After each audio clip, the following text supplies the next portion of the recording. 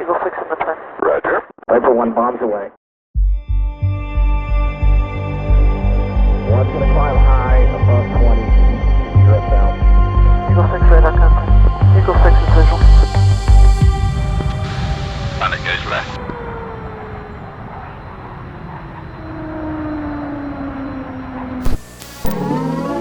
Well, hello and welcome back to the DCS SITREP, the news show on all things DCS World, the premier combat flight simulator for the home PC right now, and it's brought to you by Eagle Dynamics, and I'm your host once again, Prickly Hedgehog.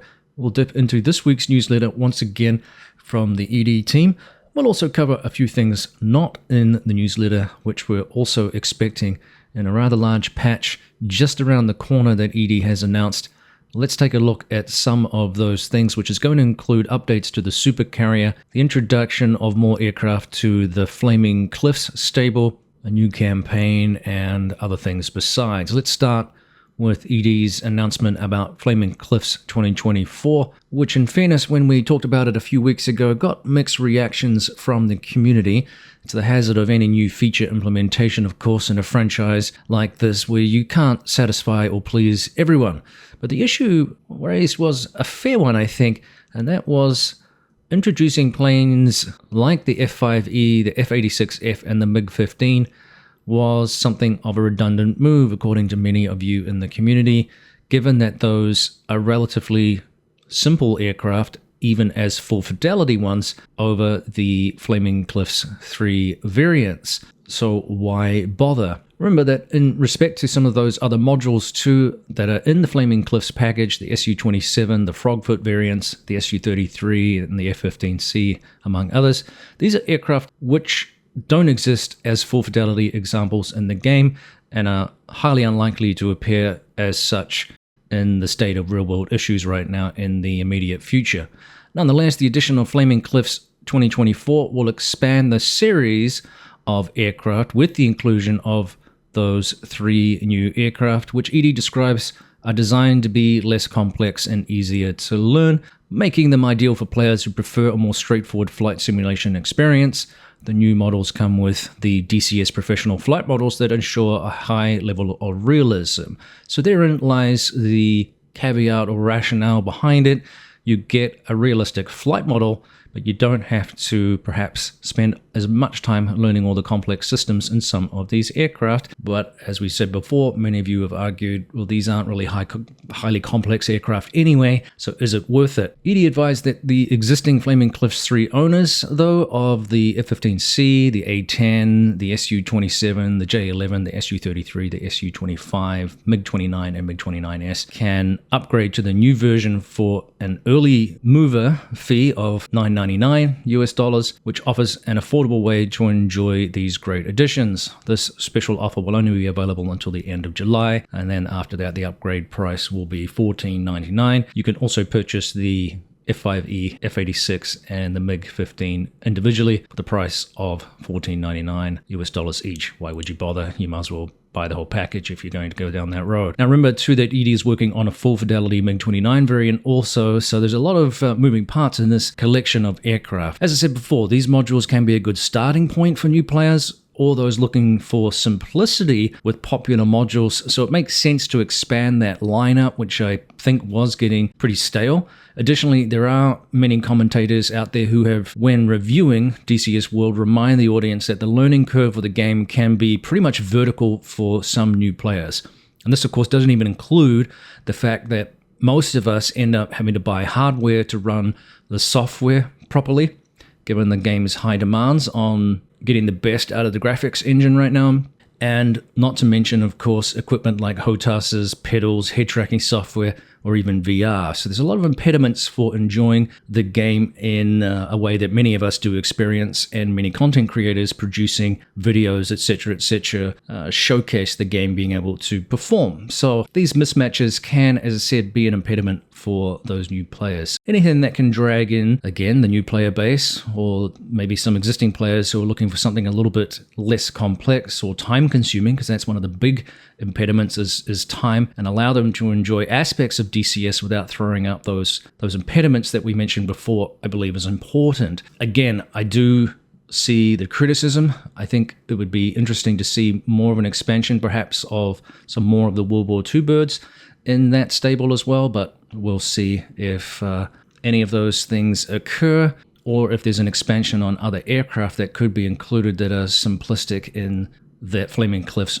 stable of aircraft. Most of you, and I've certainly had this experience, and I know many other players are similar in this fashion, once you've spent some time with these aircraft and the things that you can do with them are exhausted, or you've run out of some campaigns to fly, then you start getting more interested in the full fidelity modules. And once you go down that track, that kind of sparks or kicks off this need for better equipment so that you can map all the controls to a HOTAS, for example, and then you want more out of that as well. So you start embarking down this road of investment, really, into the hobby rather than just a casual player who comes and goes and tinkers around, maybe has some fairly simplistic equipment, and then the bug kind of bites you and you've now rolled into, I guess, the expenditure of a full fidelity module and then buying the equipment to being able to fly that properly and enjoy it properly, because it just becomes a necessity.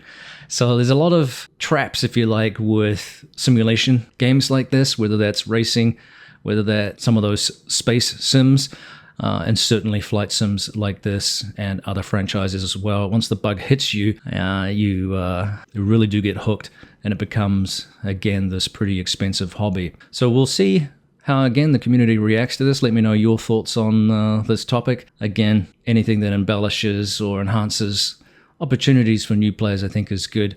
It's starting to get a little bit competitive out there, because we've seen now Microsoft Flight Simulator 2024 being announced for November.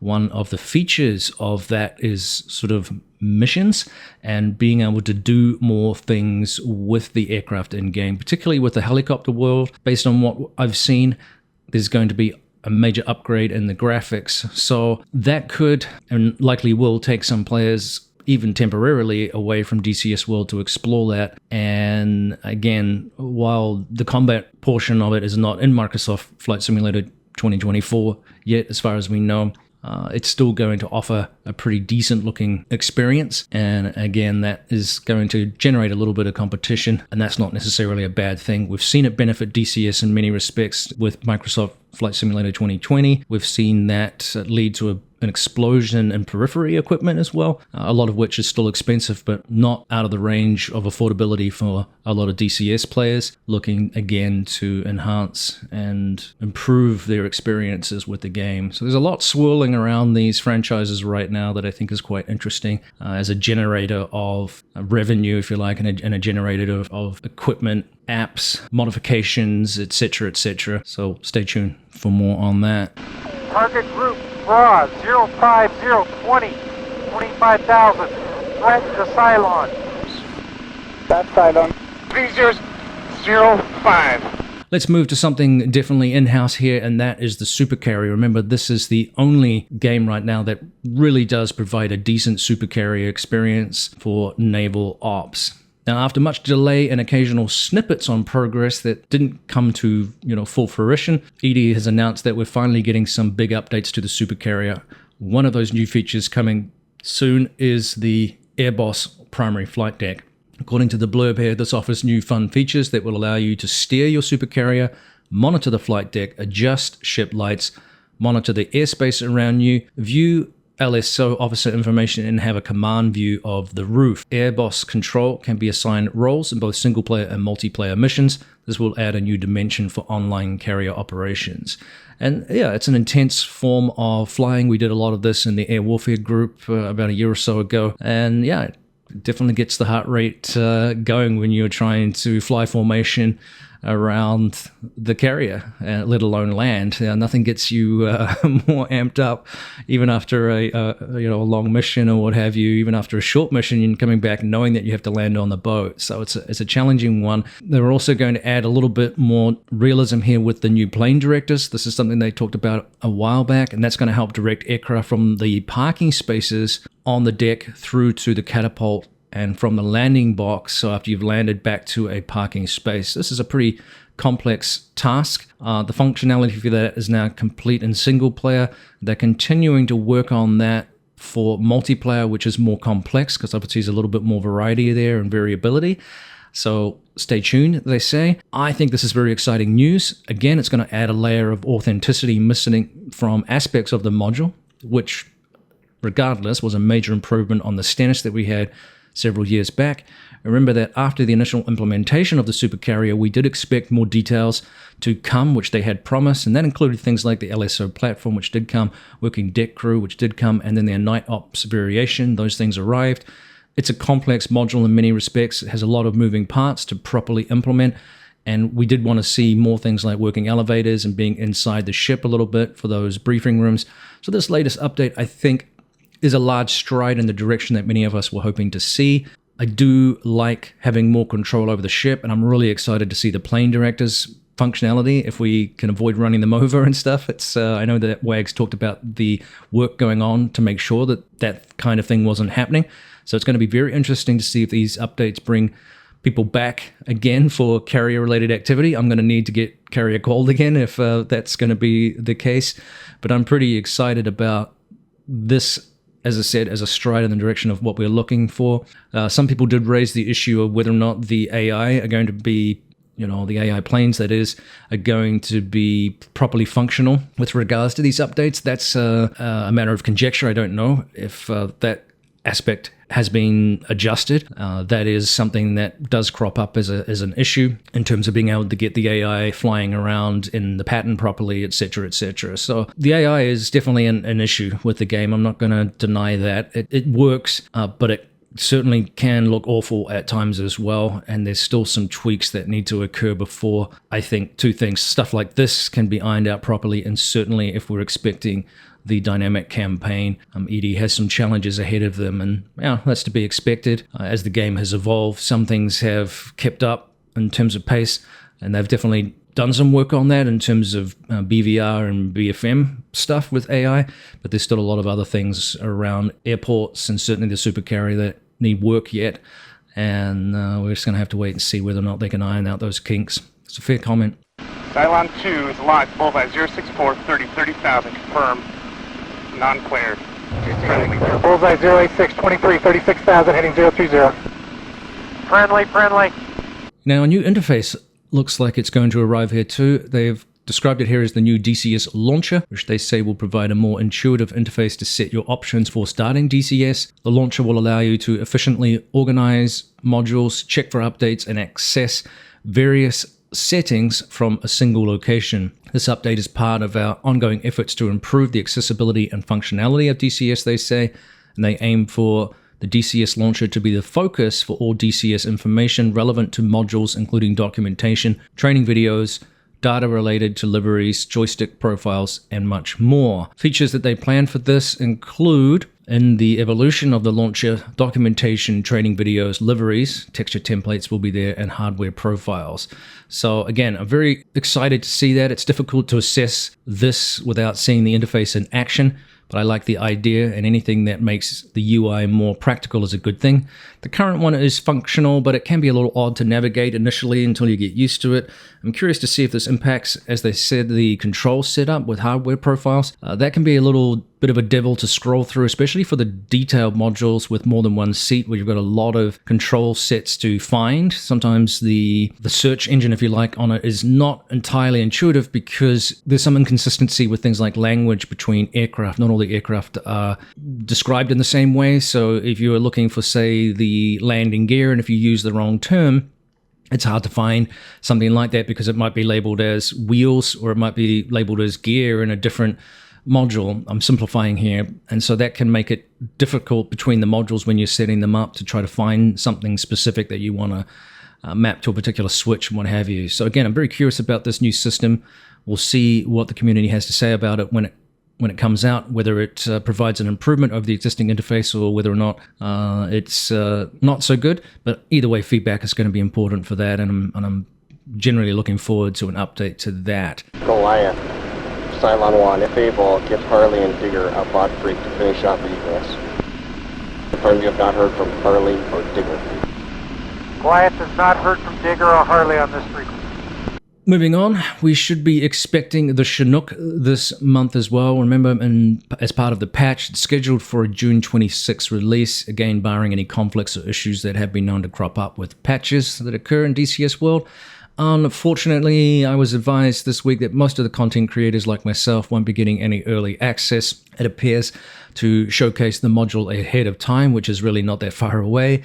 So like you, we'll be getting it with everyone else. I'm excited though about the concept of this module in terms of offering expanded transport and logistical roles, which should see the introduction of cargo and hopefully the ability to transport troops as well. Remember, in the teaser video of the module, they did showcase some new troop animations as well, which I'm also thrilled to see updated. They are pretty wooden right now, and also the logic is a bit odd from time to time, depending on the location and how it's been plugged in. So again, any updates there are going to be useful. I've been saying this all year, 2024 is a packed year for content, and remember, we should also be seeing the Afghanistan map too, which I'm eager to explore and compare to the other maps. This will come in stages, remember, and can be bought in parts in the East store to ease those with weary budgets right now. And that gave rise to the Afghanistan themes. Whether this portion system option for maps like Iraq is going to be used is not known just yet, but my impression from ED was that this option wasn't exactly unpopular for those looking to take advantage of the opportunity to break the expenditure into bits, despite some derision and mocking from some members of the community bemused with the decision. Apparently it was actually perhaps slightly more popular than what the community led on. So we'll see. Either way, I'm looking forward to seeing the Afghanistan map come to the game, and it's going to be interesting to see how it compares with some of the other maps, like I said. And while we mention modules, it's a good time to remind ourselves that Baltic Dragon advised that his Gamblers campaign is coming also in this patch. This features significant input from John Rain Waters. If you're not familiar with him, he has the Afterburn podcast. He's a former F-16 demo pilot and combat pilot. Baltic and Waters actually talk about their campaign in a recent Air Combat Sim podcast. I'll plonk a link to the description below to the website if you're looking for more information about the campaign prior to its release. I haven't had a chance to listen to all the interview yet, but it is going to be a good campaign, of course, especially with the amount of work that Baltic does on his campaigns. And remember, he and Reflected Simulations are working on a Kola Peninsula campaign that's in the throes of workability right now too. So there's a lot of work going on between those two guys, and they do produce some of the best campaigns in the game, which is exciting to see. And while we're talking about maps and third parties, we should be seeing now some further visual enhancements to the South Atlantic map. And remember, this is a different team than those employees who are working on the aircraft modules, and doesn't seem to affect the embargo Razbam has right now on aircraft updates. It's amazing though the PR damage that attitude, if you like, or that policy has had. When I posted something about this new update to the map, I got some people saying that Razbam is dead. Refer to my last video on that topic for, I guess, some blunt thoughts about that.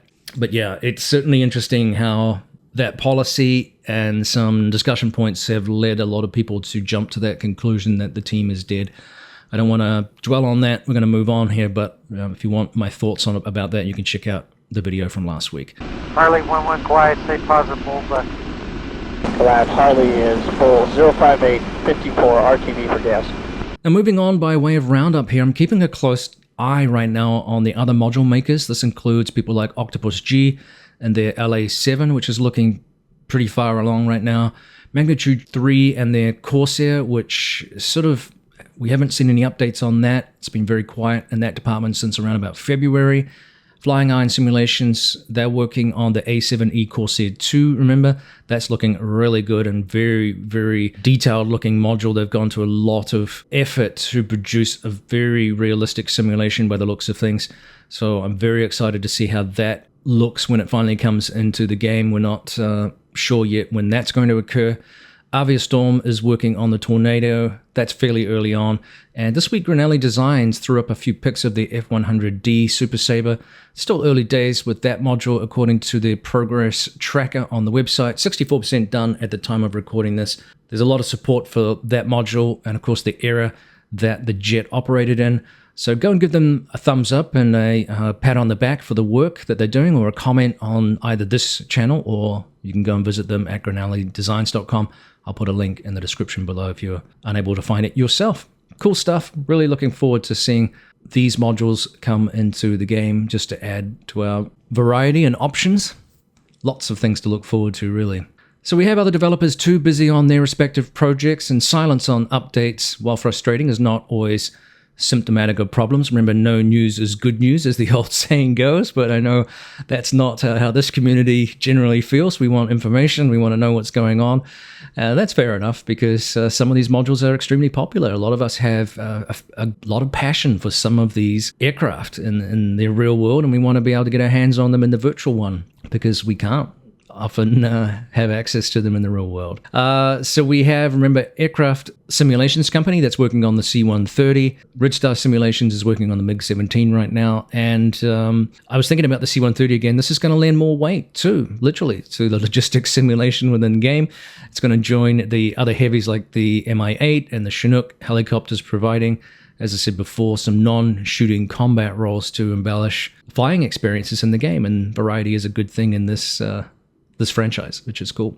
That's going to do it for this week's SITREP. Thanks for tuning in again, and the ongoing support provided by things like subscriptions, likes, comments, shares.